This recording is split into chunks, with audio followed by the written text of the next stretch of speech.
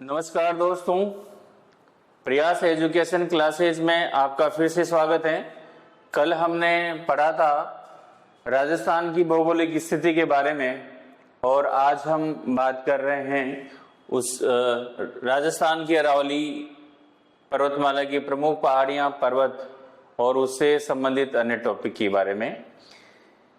आज का जो वीडियो है ये उन सभी प्रतियोगी जो छात्र हैं जो प्रतियोगिता की तैयारी कर रहे हैं उन सबके लिए महत्वपूर्ण होने वाला है, तो आप इसको पूरा ध्यान से देखें। अरावली पर्वतमाला की भौगोलिक स्थिति के बारे में बात करें तो ये जो गुजरात है, गुजरात से लेकर के ये सिरोही में यहाँ से प्रवेश करते हुए राजसमंद और आपके ये ब्यावर, अजमेर, जयपुर और ये दौसा से अलवर जाकर के ये दिल्ली में निकल जाती है। इसके साथ में एक इसकी दूसरी जो ब्रांच है ये इधर मारवाड़ क्षेत्र में जाकर के नागौर साइड से निकलती है और एक दूसरी इसकी एक शाखा है वो इधर चित्तौड़गढ़, प्रतापगढ़, बूंदी, सवाई माधोपुर, करौली होकर के फिर ये इधर इसमें दिल्ली में मिल जाती हैं। तो इसकी तीन मुख्य ब्रांच हैं जिसमें से मेन ये सिरोही से होते हुए उदयपुर, राजसमंद, ब्यावर, अजमेर, जयपुर, दौसा, अलवर जाकर के दिल्ली में मिल जाती हैं। तो ये गुजरात राज्य के पालनपुर से स्टार्ट होती हैं, वहां से शुरू करके राजस्थान, हरियाणा में होती हुई ये दिल्ली तक फैली हुई है। और इसकी जो हम लंबाई की बात करें तो इसकी लंबाई है 692 किलोमीटर। इसकी अरावली पर्वतमाला की लंबाई 692 किलोमीटर है और ये इसकी जो चौड़ाई है 80 से लेकर के 100 किलोमीटर तक की है। किसी जगह 80 है, किसी जगह 90 है, तो एवरेज जो निकलता है वो 80 से 100 के बीच का है। इसका राजस्थान में जो विस्तार है वो दक्षिण पश्चिम से पूर्व की ओर उत्तर पूर्व की दिशा में है। इसकी उत्पत्ति ये भारत की सबसे प्राचीन पर्वतमाला है जिसकी उत्पत्ति प्री कैम्ब्रियन युग लगभग 3.2 अरब वर्ष पूर्व हुई थी। यानी ये विश्व की सबसे प्राचीनतम पर्वतमालाओं में से एक मानी जाती है। इसका स्वरूप है अरावली पर्वतमाला श्रृंखलाबद्ध होकर के पहाड़ियों के रूप में है जिनके बीच में कई जगह दर्रे बने हुए हैं जिनको राजस्थान में अलग अलग नामों से जाना जाता है।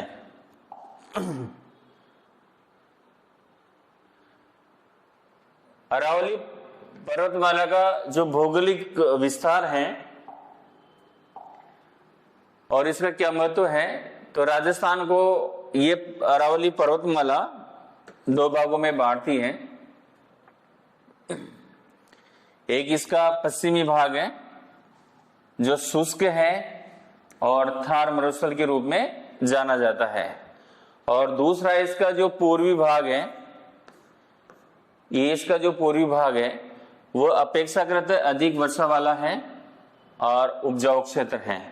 जैसा कि आप जानते हैं कि ये पूर्वी क्षेत्र में इसके बूंदी, सवाई माधोपुर और करौली ये सारे जिले आते हैं जहाँ अधिक वर्षा होती है और यहाँ की जो जमीन में ज्यादा उपजाऊ है। ये राजस्थान की जलवायु, नदियां, कृषि और मानव बसावट को प्रभावित करती है। अरावली के कारण ही पूर्वी राजस्थान में कई सारी नदियां निकलती हैं जिसमें मुख्य रूप से चंबल है, बनास है, खारी, माई आदि नदियां बहती हैं जो राजस्थान की प्रमुख नदियां बनाती हैं। जो कि लगभग राजस्थान के 8 जिलों से होकर के गुजरती है। वैसे इसकी दो ब्रांच अलग है जो हम पहले देख चुके हैं, एक पूर्वी भाग में, एक मारवाड़ क्षेत्र में। और यहाँ का जो सबसे बड़ा हिल स्टेशन है, एकमात्र राजस्थान का हिल स्टेशन है माउंट आबू। यहाँ की जो पहाड़ियां हैं पर साधु संतों के आश्रम है, जैन मंदिर है और काफी ज्यादा इसमें पर्यटन स्थल है। अरावली की पहाड़ियों में खनिज संपदा भरपूर रूप से हैं, जैसे संगमरमर, तांबा, जस्ता, चांदी, सीसा यहाँ पर प्रचुर मात्रा में पाया जाता है। यह पहाड़ियां राजस्थान की जीव जंतु विविधता का भी केंद्र है, जैसे सरिस्का जो ये अलवर में है,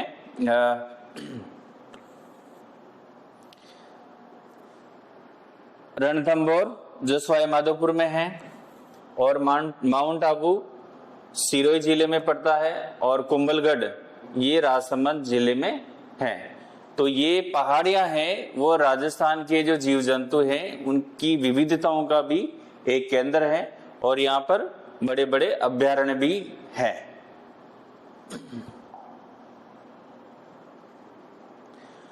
अब हम बात कर रहे हैं अरावली के दर्रे। तो दर्रे किसको कहा जाता है, सबसे पहले ये देखते हैं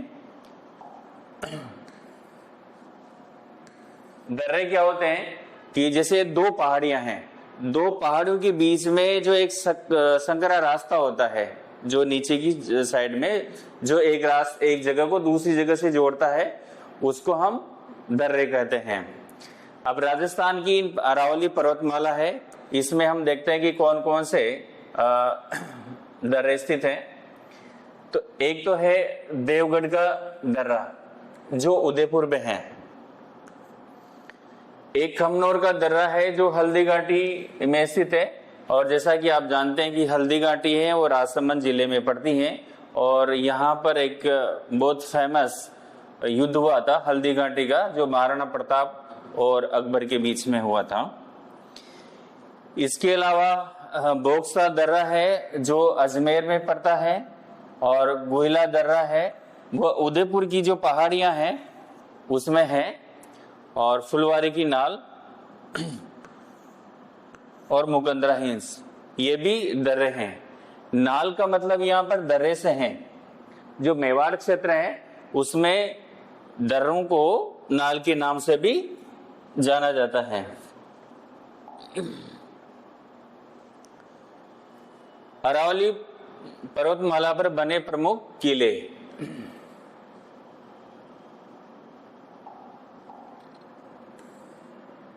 अरावली पर्वतमाला पर बने प्रमुख किले देखिएगा, इसमें है कुंभलगढ़ का किला जो राजसमंद में है, और ये जो राजसमंद का जो कुंभलगढ़ का किला है ये काफी बड़ा है और इसकी दीवारें काफी मोटी हैं, इसलिए इसको भारत की चीन की दीवार भी कहा जाता है। दूसरा है चित्तौड़गढ़ का किला जो काफी फेमस है और मेवाड़ की शौर्य गाथाओं से जुड़ा हुआ है। इसमें इधर अजमेर में आपका ये पड़ता है तारागढ़ का किला अजमेर में। ये अजमेर की जो पहाड़ियां हैं वहां पर तारागढ़ किला बना हुआ है। जयगढ़ का किला ये जयपुर में है और यहाँ पर एक जय बाण तोप रखी हुई है जो एशिया की सबसे बड़ी तोप है। इसको एक ही बार चलाया गया था, जो जयपुर से 40 किलोमीटर की दूरी पर चाकसू है, वहां पर जाकर के इसका गोला गिरा था और वहां पर एक तालाब बन गया था। इसके साथ में नाहरगढ़ का किला है, ये जयपुर और आमेर के बीच में है।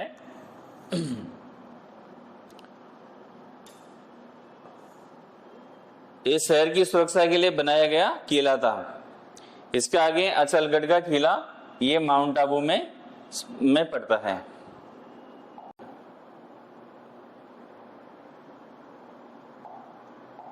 अब हम बात करते हैं जो इसमें अरावली पर्वतमाला पर जो बड़ी बड़ी चोटियां हैं, पर्वत श्रृंखलाएं हैं, उनके बारे में। तो सबसे बड़ा जो पर्वत है, जो पहाड़ी है, सबसे बड़ा पर्वत है, उसका नाम है गुरु शिखर। और ये गुरु शिखर ये सिरोही जिले में जो माउंट आबू है उसमें पड़ता है।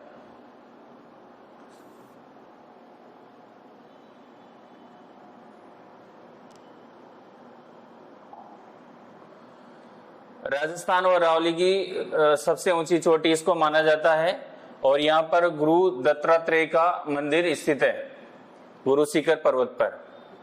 ये तो है राजस्थान की सबसे ऊंची पर्वत की जो पहाड़ी है। दूसरा जो सेकंड नंबर का जो पर्वत है वह है आपका शेर पर्वत। इसकी ऊंचाई है 1597 मीटर।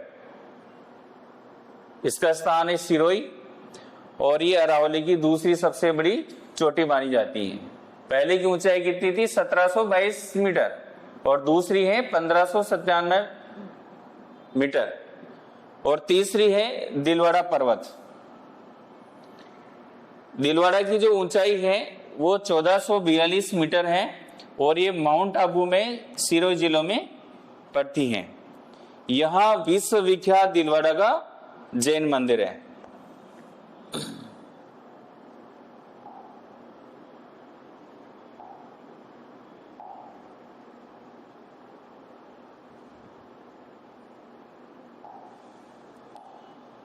इसके बाद अगली चोटी है अचलगढ़ पर्वत। इसकी ऊंचाई है 1380 मीटर और ये भी सिरोही में। तो आपने देखा होगा अधिकांश जो ऊंचे ऊंचे पहाड़ियां हैं, जो पर्वत हैं, वही सिरोही जिले में पड़ती हैं। इसके बाद है जैसल पर्वत। इसकी ऊंचाई है 1157 मीटर और ये भी सिरोही में है। और इसके बाद है तारागढ़, ये अजमेर में है और इसकी ऊंचाई है 870 मीटर। और यहाँ पर इस तारागढ़ का जो प्रसिद्ध फेमस किला है वो बना हुआ है।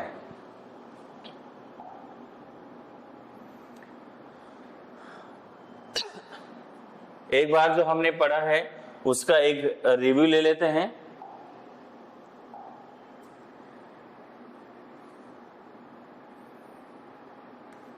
पर्वत चोटी है और इसकी ऊंचाई, ये जिला कौन से जिले में और इसकी क्या विशेषताएं हैं। तो सबसे ऊंचा जो पर्वत है वह है गुरु सीकर। इसकी ऊंचाई 1722 मीटर और ये माउंट आबू में है जो सिरोही जिले में है। राजस्थान और अरावली की ये सबसे ऊंची चोटी है और यहाँ पर गुरु दत्तात्रेय का मंदिर है। दूसरी ऊंची चोटी है शेर चोटी जो 1597 मीटर की है और ये भी सिरोही जिले में है और ये अरावली की दूसरी सबसे ऊंची चोटी है।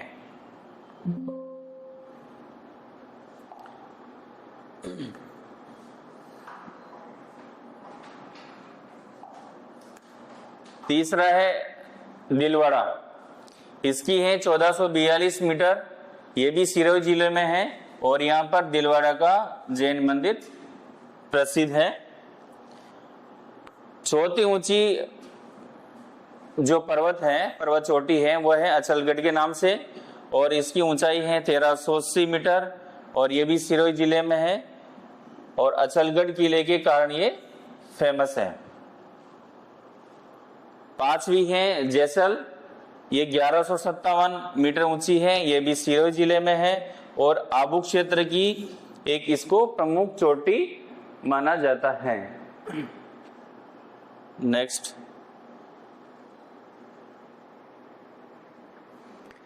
छठे नंबर की है